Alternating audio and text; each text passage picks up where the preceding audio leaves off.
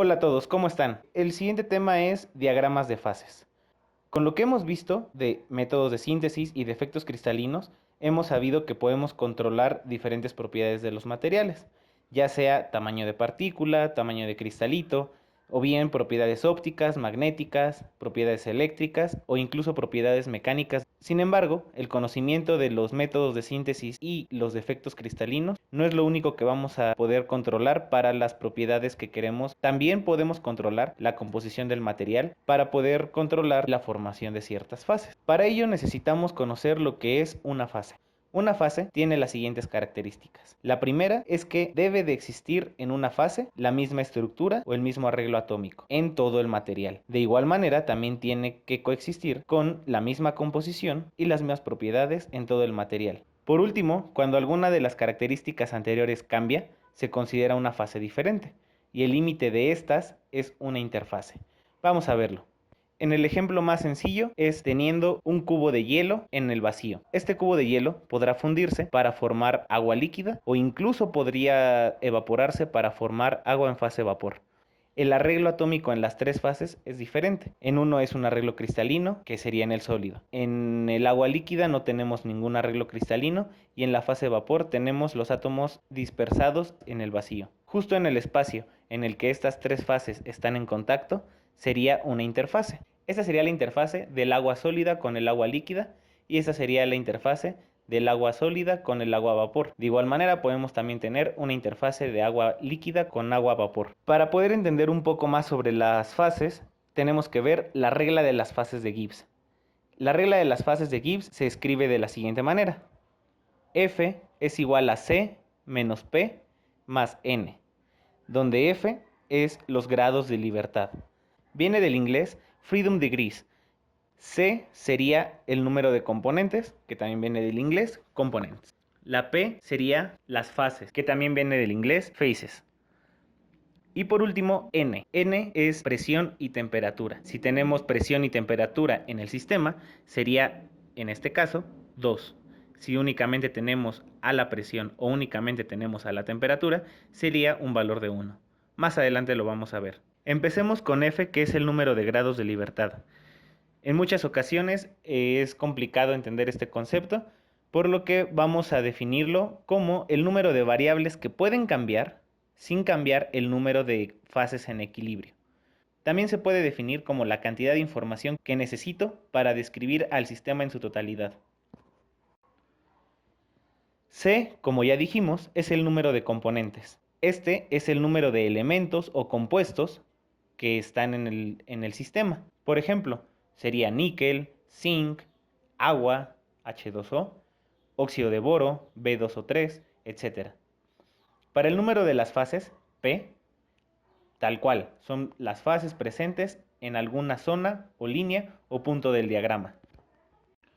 Como ya mencioné, N es la presión y la temperatura, o bien únicamente alguna de las dos. Si tenemos un diagrama de presión y de temperatura, N sería igual a 2. Pero hay veces en las que únicamente se toma en cuenta a la temperatura. Más adelante vamos a ver por qué. Y en este caso, cuando solamente se toma uno de los dos, N sería igual a 1. Vamos a ver un ejemplo para ir describiendo cada uno de estos. Vamos a describir en este ejemplo a F, que sería los grados de libertad. Para este ejemplo tenemos un diagrama de fases del magnesio puro. Es un diagrama muy similar al del agua. Este diagrama está en función de presión y de temperatura, que además tenemos aquí unas líneas en el cual va a pasar de sólido a líquido, de líquido a vapor. E incluso podemos ver que a presiones muy bajas el magnesio puro puede sublimar, teniendo un paso de sólido a vapor. De una manera muy sencilla vamos a calcular los grados de libertad en diferentes zonas del diagrama. Vamos a ver, en el punto A, que sería en la zona de líquido, tenemos F igual a, sería C. ¿Cuántos componentes tenemos? Tenemos únicamente un componente, que sería el magnesio. Entonces sería F igual a 1 menos P. ¿Cuántas fases existen en esta zona? Únicamente existe una fase, que es la fase líquida. Entonces sería F igual a 1 menos 1 más N. ¿Cuánto vale N? Ya quedamos que es presión y temperatura, y como en este diagrama sí tenemos a ambas, sería 2, quedando F igual a 1 menos 1 más 2. Haciendo la operación nos queda F igual a 2. Esto quiere decir que hay 2 grados de libertad. Si nos retomamos a la definición que acabo de dar de grados de libertad, quiere decir que el número de variables que puedo cambiar sin cambiar el número de fases es 2, que sería la presión o la temperatura. Esto quiere decir que si yo me muevo en el eje de la presión, tengo todavía la fase líquida, o bien en la temperatura sigo teniendo a la fase líquida. Si lo vemos desde la otra definición de la cantidad de información que necesito para describir al sistema en su totalidad, requiero a ambas variables para poder definir a la fase líquida. Si lo extrapolamos ya sea a la fase del sólido o a la fase vapor, es exactamente igual. Tengo un solo componente, tengo una sola fase y tengo a presión y a temperatura. Ahora bien, vamos a definir al sistema en el punto B, que sería en la línea de coexistencia de sólido y líquido. En este caso vamos a calcular los grados de libertad también. F es igual a ¿cuántos componentes tenemos? 1. Menos ¿cuántas fases existen en este punto? Existen 2 fases, está coexistiendo la fase líquida y la fase sólida. Y por último, N sería igual a 2, ya que nuestro diagrama está en función de presión y de temperatura. Haciendo la operación nos queda F igual a 1 menos 2 más 2, es decir, F igual a 1, un grado de libertad. Esto quiere decir que solamente tengo la libertad en una sola variable, ya que para cada punto de temperatura está definida por sí misma una presión específica. De igual manera, si la vemos como la cantidad de información que necesito para describir al sistema en su totalidad, únicamente definiendo una de las dos, voy a definir al sistema sin cambiar el número de fases. Por último, vamos al punto triple, es decir, al punto C. En este caso tenemos F igual a un componente menos 3 fases, porque son 3 fases las que están en coexistencia al sólido, al líquido y al vapor, más N, que es 2.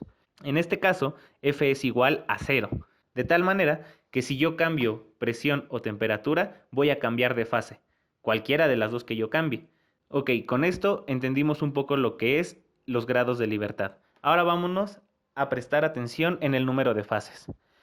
En este ejemplo que vemos aquí, es muy evidente que hay 2 fases con la misma composición química, que es el primer ejemplo que había dado del agua. En este caso tenemos agua líquida y agua vapor. Sin embargo, hay algunas veces que un mismo sólido con la misma composición química tiene 2 fases diferentes. A esto se le conoce como polimorfismo. Un ejemplo aplicado de polimorfismo es silicato de calcio. El silicato de calcio puede obtenerse de 2 fases, la fase gamma y la fase beta. Hay mucha diferencia entre estos dos. El gamma silicato de calcio es un compuesto estable. Además, no reacciona con el agua. En el caso del beta silicato de calcio, es un compuesto metaestable. Y, sin embargo, el beta silicato de calcio es clave en la formación del cemento, ya que este beta silicato de calcio reacciona con el agua. De tal manera que en la industria cementera, cuando se produce silicato de calcio, es importante encontrar las condiciones debidas para formar el beta silicato de calcio y evitar la formación del gamma silicato de calcio. Por último, vamos a conocer cómo influyen el número de componentes. Los diagramas de fase pueden ser de un solo componente, de 2 componentes y de 3 componentes, llamándosele así a los de 3 componentes diagrama de fase ternario, a los de 2 componentes diagrama de fase binario y a los de un solo componente generalmente se les conoce como diagramas monocomponentes, o en alguna bibliografía se le puede encontrar como un diagrama unario. Dependiendo lo que se quiera observar, será el tipo de diagrama que se va a construir. Es decir, tenemos los diagramas que pueden ser unarios, binarios o ternarios, y a su vez estos mismos diagramas pueden ser isomorfos o polimorfos. Lo de la cantidad de componentes va a depender de lo que se quiera observar. Y lo de isomorfo y polimorfo va a depender de la naturaleza del material. Vamos a ver un ejemplo. En este ejemplo podemos ver el diagrama de fases para un compuesto AB en función de un solo componente o de 2. En el caso de un solo componente, yo pondría como lo que vimos en un inicio, en función de presión y de temperatura, teniendo un diagrama, por ejemplo, como este estilo. En este ejemplo es un diagrama unario porque únicamente se ve al compuesto AB en diferentes fases. ya sea en la fase alfa, en la fase beta, en la fase gamma, delta, epsilon, etcétera, cuantas fases se tenga este compuesto. En este caso, N es igual a 2 porque el diagrama está en función de presión y de temperatura. Sin embargo, también podemos encontrar algún diagrama de tipo AB en función de la temperatura y de la composición, porcentaje ya sea en mol o porcentaje en peso, de A y de B. Esto que estoy poniendo aquí es un ejemplo de un diagrama aleatorio, puede tener esta forma o puede tener otra forma. En este caso sería un diagrama binario. En este caso la presión se considera constante, de tal manera que solamente estaría en función de temperatura. Por lo tanto, este valor n que dijimos de la regla de fase de Gibbs sería igual a 1. Como podemos ver en este diagrama binario, tenemos algunas zonas donde tiene la fase alfa, algunas zonas donde está la fase beta, algunas zonas donde está la fase líquida, la fase líquida más beta, la fase líquida más alfa, o incluso la fase alfa más beta. La fase alfa se refiere a un sólido de únicamente composición alfa, o bien del sólido A. Beta únicamente se refiere a un sólido de composición de B. Y en este alfa más beta podemos encontrarlo como alfa más beta, o bien alfa beta o AB. Si encontramos alfa más beta, se refiere a que existen dos fases, una fase de alfa y otra fase de beta. Sin embargo, cuando lo encontramos como alfa beta o bien AB, indica una única fase de composición AB. En la mayoría de los diagramas estamos acostumbrados a observar las transiciones comunes, que sería de sólido a líquido, de líquido a vapor y de sólido a vapor, o viceversa. Sin embargo, también existen algunas transiciones de sólido a sólido, que es un cambio de fase tal cual. Estos ejemplos donde se observa una transición de sólido a sólido, lo podemos ver en un sistema unario, como sería en este caso del óxido de silicio, que está en función de presión y temperatura.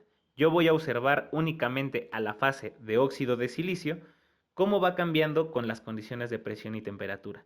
Recordando que aquí N de la regla de fase de Gibbs es igual a 2. Por ejemplo, podemos ver cómo cambia de alfa cuarzo a beta cuarzo a una presión, por ejemplo, de 20 kilobars, únicamente cambiando la temperatura de 600 a 1400 grados centígrados. O bien, manteniendo una temperatura, pongo el sistema en una presión de 20 kilobars y después lo aumento a 40 kilobars, podemos ver cómo pasa de alfa cuarzo a coesita. Estas son transiciones sólido-sólido. Otro tipo de transiciones sólido-sólido las podemos encontrar en algunos diagramas como este, que es diagrama de tipo binario. Por ejemplo, aquí podemos ver que está en función de temperatura y en función del porcentaje en peso de antimonio. En este caso podemos ver que hasta la izquierda, donde está aluminio, es aluminio puro, hay 0% de antimonio, y conforme nos vamos moviendo hacia la derecha, existe más antimonio. Si nos ubicamos en un porcentaje muy bajo de antimonio, por ejemplo, por ahí del 2%, podemos ver que a una temperatura muy baja podemos encontrar una coexistencia de alfa más gamma, que sería una composición de alfa, o sea, únicamente aluminio, más el compuesto de antimonio y aluminio. Pero conforme aumentamos la temperatura, podemos movernos hacia una composición únicamente alfa, donde se encontrará únicamente al aluminio. Ahora bien, como ya dijimos, podemos encontrar a un diagrama que aparentemente tiene a los mismos componentes, visto en un diagrama binario o ternario. Por ejemplo, si consideramos al óxido de silicio y al óxido de litio, podemos encontrar este diagrama binario, que está en función de la composición de óxido de litio, de óxido de silicio y en función de la temperatura. Es decir, vamos a ver cómo cambia la composición de óxido de litio y de óxido de silicio en función de la temperatura. Aquí podemos ver que existen diferentes fases de silicio, de litio, y aunque aquí tenemos algunas zonas en blanco, seguramente por ahí debe de existir alguna fase donde esté el óxido de silicio o el óxido de litio, o algún compuesto de los tres, donde se encuentre óxido de silicio y litio. Ahora bien, se puede referir a un diagrama ternario, donde vamos a conocer las diferentes cantidades de litio solo, silicio solo y oxígeno, y vamos a ver las diferentes fases que podemos encontrar. Aquí podemos ver que también encontramos fases únicamente de silicio y litio y fases únicamente de óxido de litio. En este caso, la temperatura y la presión son constantes. Y bueno, con esto hemos definido lo que es la regla de las fases de Gibbs, así como lo que es una fase. Y hemos descrito lo que es cada uno de los elementos de la regla de la fase de Gibbs: los grados de libertad, los componentes, el número de fases y AN. En los siguientes videos vamos a ver las características de los diagramas isomorfos y los diagramas donde aparecen polimorfos, así como ejemplos y ejercicios. Eso sería todo por hoy. Bye.